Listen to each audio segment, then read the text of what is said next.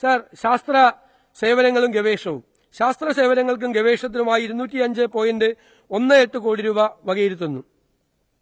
പ്രധാനപ്പെട്ട ശാസ്ത്ര സ്ഥാപനങ്ങൾ: Jawaharlal Nehru botanical gardens, CWRDM, MBGIPS, NATPAC, institute of advanced virology, NHRI, KFRI, Srinivas Ramanujan institute തുടങ്ങിയ ശാസ്ത്ര സാങ്കേതിക സ്ഥാപനങ്ങളിൽ ഗവേഷണ പ്രവർത്തനങ്ങൾക്ക് കൂടുതൽ പ്രാമുഖ്യം ലഭിക്കുന്ന വിധത്തിൽ പുനഃസംഘടിപ്പിക്കും.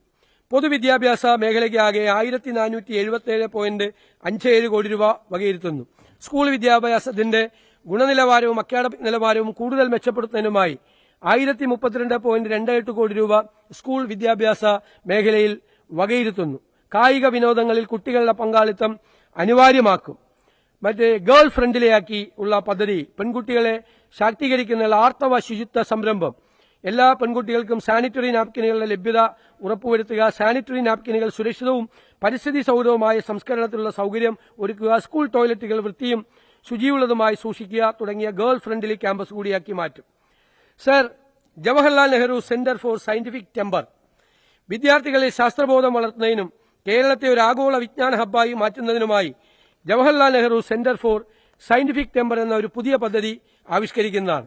ഈ പദ്ധതിക്കായി 25 കോടി രൂപ വകയിരുത്തുന്നു.